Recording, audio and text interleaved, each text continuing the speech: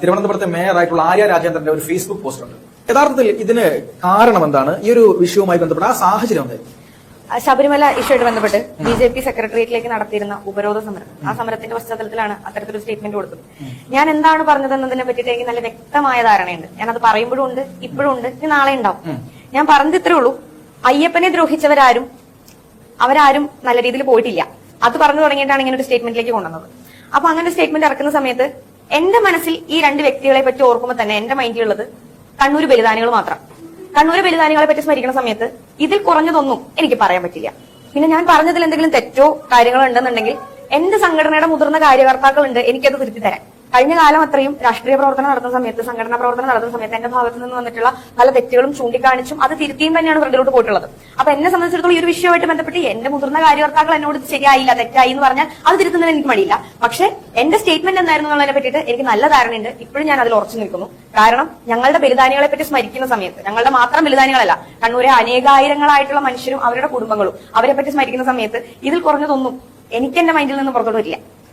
അതായത് ഏതെങ്കിലും ഒരു വ്യക്തി കേന്ദ്രീകൃതമായി പറഞ്ഞതല്ല, കർമ്മ തിരിച്ചടിക്കുന്ന രീതിയിലാണ് സംസാരിച്ചത്. തീർച്ചയായിട്ടും. കാരണം നമ്മൾ ശബരിമല ഇഷ്യൂമായിട്ട് ബന്ധപ്പെട്ടിട്ടാണ് നമ്മൾ അങ്ങനെ ഒരു ഉപരോധ സമരം വെച്ചത്. ആ ശബരിമല ഇഷ്യൂമായിട്ട് ബന്ധപ്പെട്ട് നടത്തിയ ഉപരോധ സമരത്തിന്റെ പശ്ചാത്തലത്തിലാണ് അത്തരത്തിലുള്ള സ്റ്റേറ്റ്മെന്റ് നമ്മൾ കൊടുത്തത്. അതിനുശേഷം വന്നിട്ടുള്ള സൈബർ അറ്റാക്കുകൾ, കാര്യങ്ങൾ ഇവർ ചിന്തിക്കുന്നത് ഇവർ കുറച്ച് ദിവസങ്ങൾ നീണ്ടു നിന്ന് സൈബർ അറ്റാക്ക് നടത്തി കഴിഞ്ഞിട്ടുണ്ടെങ്കിൽ നമ്മൾ തളരുന്ന. പക്ഷെ നമ്മളെ സംബന്ധിച്ചിടത്തോളം അതിനെപ്പറ്റി ചിന്തിക്കാനോ, ഇപ്പൊ ഈ പറഞ്ഞ പോലെ ആര്യ രാജേന്ദ്രന്റെ പോസ്റ്റ് തന്നെ ഞാൻ വായിച്ചത് ഒരു അരമണിക്കൂറിന് മുന്നെയാണ്.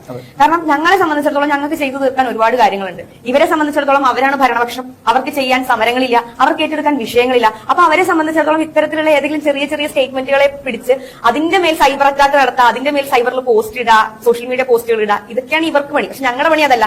ഞങ്ങളെ സംബന്ധിച്ചിടത്തോളം ഭാരതീയ ജനതാ പാർട്ടിയാണെങ്കിലും ഭാരതീയ ജനതാ യുവമോർച്ച ആണെങ്കിലും മറ്റേത് മോർച്ചകളാണെങ്കിലും കേരളത്തിലെ പ്രധാന പ്രതിപക്ഷം എന്നുള്ള നിലയിൽ തന്നെയാണ് ജനങ്ങൾക്ക് വേണ്ടിയിട്ട് ഇപ്പൊ പ്രവർത്തിച്ചു പോരുന്നത്.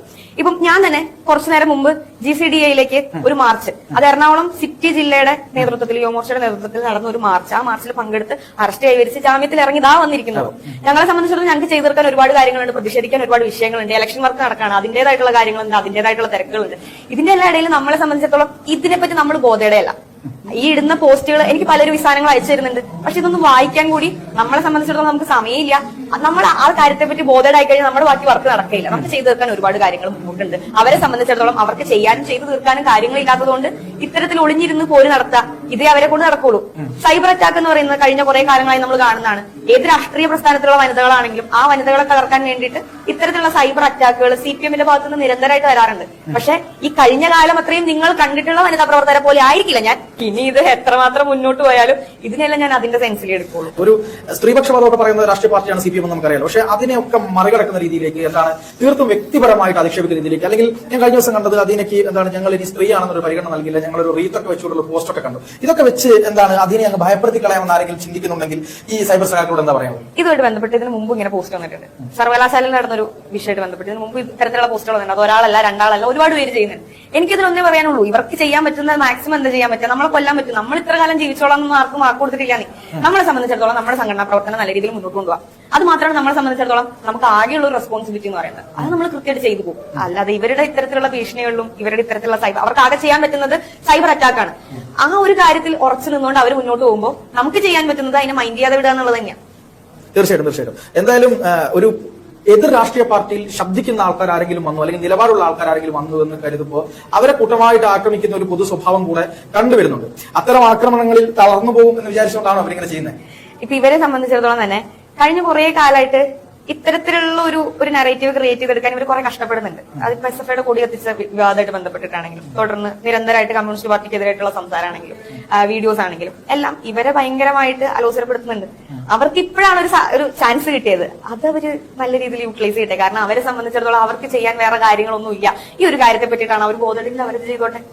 നമ്മൾ അതിന്റെ രീതിയിൽ പോസിറ്റീവായിട്ട് തന്നെ എടുക്കുന്നുള്ളൂ. എന്തായാലും ഈ വിഷയത്തെ വലിയ രീതിയിൽ നമ്മളെ അങ്ങ് ബാധിക്കും, അല്ലെങ്കിൽ നമ്മളെ അങ്ങ് ഇല്ലാതാവും എന്നൊക്കെയുള്ള ധാരണയാണെങ്കിൽ വേണ്ട.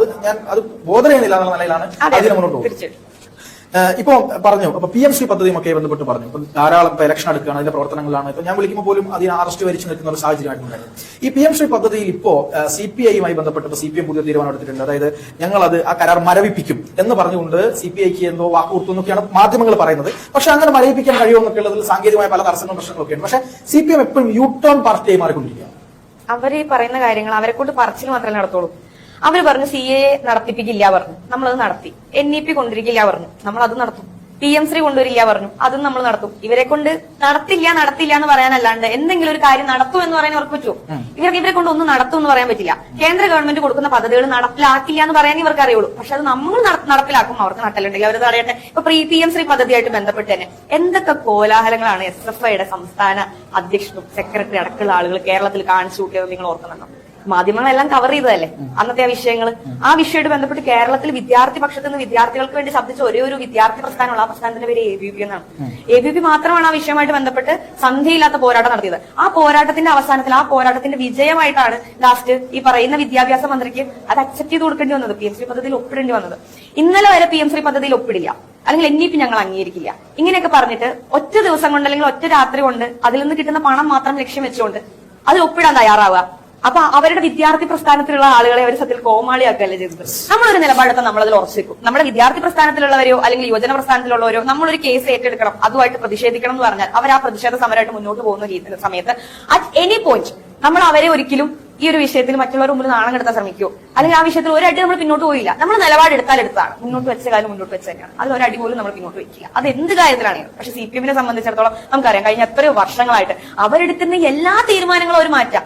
അവർ പാന്റിനെതിരെ വരെ സമരം ചെയ്തൊരു സംഘടനയാണ്, കമ്പ്യൂട്ടറിനെതിരെ സമരം ചെയ്ത സംഘടനയാണ്, എയർപോർട്ടിനെതിരെയും എയറോപ്ലെയിനെതിരെയും വരെ സമരം ചെയ്ത സംഘടനയാണ്. എന്നിട്ട് ഇപ്പൊ കേരളത്തിൽ എന്താ അവസ്ഥ? അവരെന്തിനൊക്കെ എതിരെ സമരം ചെയ്യുന്നോ അതെല്ലാം വിജയിക്കുക. അതായത് അവരുടെ സമരമായിരിക്കില്ല വിചാരിക്കുക, എന്തിനെതിരെ സമരം ചെയ്യുന്നോ അതായിരിക്കും വിജയിക്കുക. അതാണ് കേരളത്തിൽ നമ്മൾ കാലാകാലങ്ങളായിട്ട് കണ്ടുവരുന്നത്. അപ്പൊ ഇത്തരത്തിലുള്ള വിഷയങ്ങളെല്ലാം കേരളത്തിൽ നിലനിൽക്കുന്ന സമയത്ത് ഈ നമ്മൾ പറയുമല്ലോ സൈബർ കമ്മികൾ എന്ന് പറയുമല്ലോ, അവരെ സംബന്ധിച്ചിടത്തോളം അവർക്ക് ഇപ്പൊ ഏറ്റവും വലിയ വിഷയം എന്ന് പറയുന്നത് ഈ ഒരു സ്റ്റേറ്റ്മെന്റ് ആണ്. മനസ്സിലായില്ലേ? മേയറെ സംബന്ധിച്ചിടത്തോളം മേയർക്ക് എന്തൊക്കെ കാര്യങ്ങളുണ്ട്, മനസ്സിലായോ? ഈ ഒരു ചെറിയ സ്റ്റേറ്റ്മെന്റിൽ പിടിച്ച് അവർ കയറണമെങ്കിൽ അവർക്ക് എത്രമാത്രം ആശയ ദാരിദ്ര്യമാണ് എന്നുള്ളതല്ലേ നമ്മൾ അതിൽ നിന്ന് മനസ്സിലാക്കേണ്ടത്. PM3 പദ്ധതി എന്തോ മോശമാണ് എന്ന് വരുത്തി തീർക്കുകയും അത് ഈ ന്യൂനപക്ഷങ്ങൾക്കിടയിൽ മോദിയോടുള്ള അല്ലെങ്കിൽ BJP-യോടുള്ള വിരോധം വെച്ചുകൊണ്ട് PM3 പദ്ധതിയെ അതിനോട് കൂട്ടിച്ചേർത്തുകൊണ്ട് ഒരു ഭയം ജനിപ്പിക്കാനാണ് എന്ന് CPM എന്ന നേതാവ് പോസ്റ്റ് ചെയ്യുകയാണ്. യഥാർത്ഥത്തിൽ ഇത്രയും കാലം ഇത് തന്നെയല്ലേ ഇവരും ചെയ്തുകൊണ്ടിരുന്നത്. അപ്പൊ ഇത് CPM പോലും തിരിച്ചറിയുന്നു, മോദി വിരോധമാണ് പറഞ്ഞ് എന്തോ ഒരു ബോംബ് പോലെ അല്ലെങ്കിൽ ബലൂൺ പോലെ ഉണ്ടാക്കിക്കൊണ്ടുള്ള സാധനമാണ് അവർ തന്നെ തിരിച്ചറിയുന്നതാണോ? സത്യത്തിൽ ഇവർക്ക് എല്ലാത്തിനെ പറ്റി നല്ല തിരിച്ചറിവുണ്ട്, നല്ല ധാരണയുണ്ട്. എന്താണ് സത്യമെന്നും എന്താണ് കള്ളമെന്നും എന്തിനാണ് ഏറ്റെടുക്കേണ്ടത് എന്തിനാണ് ഏറ്റെടുക്കേണ്ടാത്തത് എന്നുള്ളതിനെ പറ്റി കൃത്യമായ ധാരണ ഇവർക്കുണ്ട്. പക്ഷേ അവർ കേരളത്തിലെ ജനങ്ങളെ നിരന്തരമായിട്ട് ഇങ്ങനെ വിഡ്ഢികളാക്കിക്കൊണ്ടിരിക്കുകയാണ്. അതിന് അധിക കാലം കേരളത്തിലെ ജനങ്ങൾ നിന്ന് കൊടുക്കില്ല.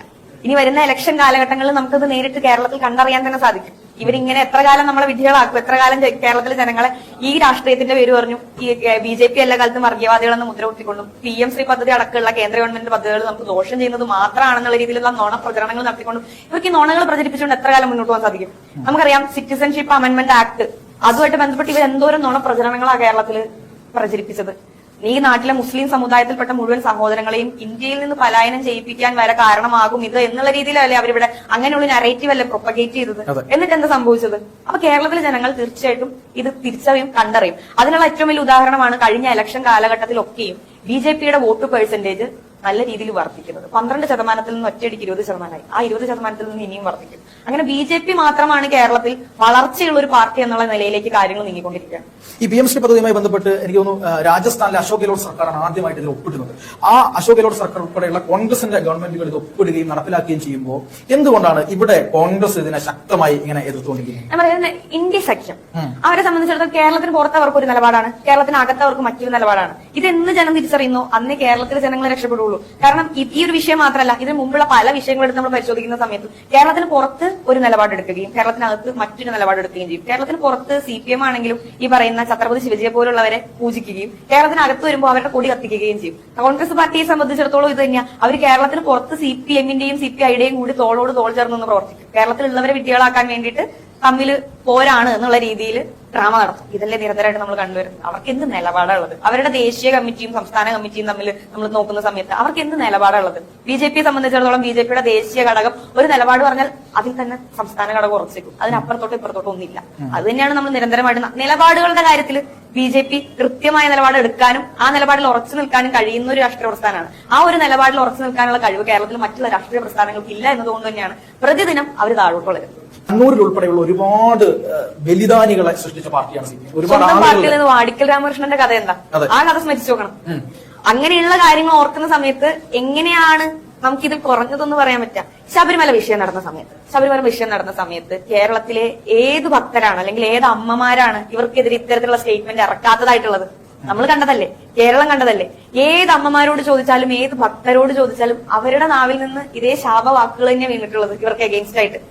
അതേസമയം അത് നമ്മൾ ഇത്തവണ പറഞ്ഞു കഴിഞ്ഞപ്പോ അത് ഭയങ്കര വിവാദമായി. കാരണം അവരെ സംബന്ധിച്ചിടത്തോളം അവർക്ക് എന്തെങ്കിലും വിവാദം ഇങ്ങനെ ഉണ്ടാക്കിക്കൊണ്ടിരിക്കണം. നമുക്കറിയാം, കഴിഞ്ഞ കുറെ ദിവസങ്ങളായിട്ട് ഇവര് രാജീവ് ചന്ദ്രശേഖർജി ബിജെപിയുടെ സംസ്ഥാന അധ്യക്ഷനെ പറ്റി എന്തൊക്കെ ആരോപണങ്ങളാണ് ഉന്നയിക്കുന്നത്. കാരണം ഇവരെ സംബന്ധിച്ചിടത്തോളം ഇവർക്ക് ഏറ്റെടുക്കാൻ വിഷയങ്ങളില്ല എന്നുള്ളത് തന്നെയാണ് ഏറ്റവും പ്രധാനപ്പെട്ട കാര്യം. കാരണം ഏറ്റെടുക്കേണ്ട വിഷയങ്ങളെല്ലാം ഇവർക്ക് എഗെയിൻസ്റ്റ് ആയിട്ടുള്ള വിഷയങ്ങളാണ്. അയ്യപ്പന്റെ വിഗ്രഹം വരെ അടിച്ചുകൊണ്ട് പോകുന്ന തരത്തിൽ, മേൽക്കൂര വരെ ഇളക്കിക്കൊണ്ടു പോകുന്ന തരത്തിലൊരു കാര്യം ചെയ്യുമ്പോൾ ഒരു ഭക്ത അല്ലെങ്കിൽ ഒരു ഭക്തന്റെ ഉള്ളിൽ നിന്ന് എന്താണ് സാമാന്യമായി എന്താ പറയാ ഏറ്റവും ബേസിക് ആയിട്ട് വരുന്ന ഒരു സംഘർഷം അല്ലെങ്കിൽ എന്താ പറയാ ഒരു പ്രതികരണം, അതാണ് അധീനയുടെ ഭാഗത്ത് വന്നത്. തീർച്ചയായിട്ടും ഞാൻ ആ സ്റ്റേറ്റ്മെന്റ് കൊടുക്കുന്ന സമയത്ത് നമ്മളൊരു ഉപരോധ പരിപാടി കഴിഞ്ഞിട്ട് നിൽക്കുകയാണ്. ആ സമയത്ത് ഞാൻ എന്ന രാഷ്ട്രീയക്കാരിയോ അല്ലെങ്കിൽ ഇന്ന ചുമതലയിൽ ഇരിക്കുന്ന വ്യക്തിയോ എന്നതിനപ്പുറത്തേക്ക് ഞാൻ അവിടെ ഞാൻ മറ്റു പലരെ കണ്ടിട്ടുണ്ട്. ആശാ വർക്കർമാർ, ദിവസങ്ങളായിട്ട് സമരത്തിൽ കിടക്കുന്ന ആശാ വർക്കർമാരെ കാണാം. അവരുടെ മുമ്പിൽ നിന്നാണ് ഞാൻ ഈ സ്റ്റേറ്റ്മെന്റ് കൊടുക്കുന്നത്.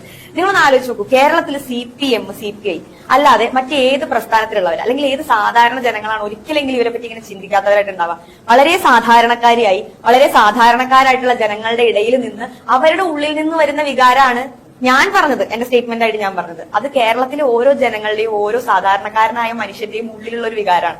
ആ സമയത്ത് ഞാൻ ഈ പറയുന്ന പോലെ ഒരു രാഷ്ട്രീയക്കാരി അല്ലെങ്കിൽ ഒരു രാഷ്ട്രീയ പ്രസ്ഥാനത്തിൽ പ്രവർത്തിക്കുന്ന ആളെന്നുള്ള രീതിയിലല്ല ഞാനത് കൊടുത്തത്.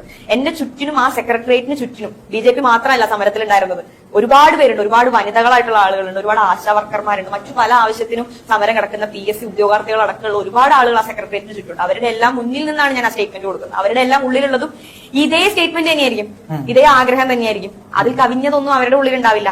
അത്രയും വളരെ സാധാരണക്കാരി എന്നുള്ള നിലയിൽ സാധാരണക്കാരായിട്ടുള്ള ജനങ്ങളുടെ ഉള്ളിലുള്ള ആ വികാരമാണ് ഞാൻ പുറത്തേക്ക് പറഞ്ഞത്. നരേന്ദ്രമോദിക്കെതിരെയൊക്കെ വളരെ മെച്ചകരമായ രീതിയിലുള്ള പല പരാമർശങ്ങളും നടത്തിയതൊക്കെ കണ്ടിട്ടുണ്ട്.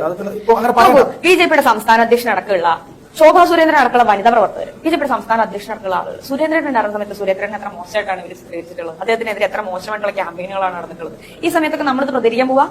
നമ്മളെ സംബന്ധിച്ചിടത്തോളം നമുക്ക് ചെയ്തു തീർക്കാൻ ഒരുപാട് വിഷയങ്ങളുണ്ടെങ്കിൽ, നമുക്ക് ഏറ്റെടുക്കാൻ ഒരുപാട് വിഷയങ്ങളുണ്ടെങ്കിൽ, ഇവരെ സംബന്ധിച്ചിടത്തോളം ഇവർക്ക് ഏറ്റെടുക്കാനും ചെയ്തു തീർക്കാനും കാര്യങ്ങളില്ലാത്തതുകൊണ്ടാണ് ഇവർ ഇത്രയും ചെറിയ ചെറിയ കാര്യങ്ങൾ പിടിച്ച് ഇങ്ങനെ അതിനെ വലിയ രീതിയിൽ കാണിച്ച് പ്രൊഫൈൽ. ഒരുപാട് ബലിദാനികളെ സൃഷ്ടിച്ച ഒരു ആളുകളോട് നമുക്ക് എന്തായാലും അത്ര മനോഹരമായി സംസാരിക്കാൻ കഴിയുമെന്ന് എനിക്ക് തോന്നുന്നില്ല. എന്നെ സംബന്ധിച്ചിടത്തോളം എന്റെ സംഘടനയുടെ ബലിദാനികളെ മറന്നുകൊണ്ട് അല്ലെങ്കിൽ ഞങ്ങൾക്ക് ഈ സംഘടന പടുത്തുയർത്തി തന്ന ഒരു കൂട്ടം ആളുകൾ, അവർക്ക് വേണ്ടി കണ്ണീര് പൊഴിച്ച അവരുടെ കുടുംബാംഗങ്ങൾ, അവരെ മറന്നുകൊണ്ട് എന്നെ സംബന്ധിച്ചിടത്തോളം ആരുടെ അടുത്ത് ഒരു സന്ധിമാരും പ്രതീക്ഷിക്കണ്ട. സംഘടന പറഞ്ഞാൽ ഞാൻ സന്ധിക്ക് ഒരുങ്ങും. പക്ഷെ എന്നെ സംബന്ധിച്ചിടത്തോളം ഒരു വ്യക്തി എന്ന നിലയിൽ എന്റെ സംഘടനയിലെ ഞങ്ങളുടെ ബലിദാനികൾ, അവരുടെ കുടുംബാംഗങ്ങൾ, അവരെ മറന്നുകൊണ്ടുള്ള ഒരു സന്ധിക്കും ആരുമായിട്ട് ഞാൻ തയ്യാറല്ല.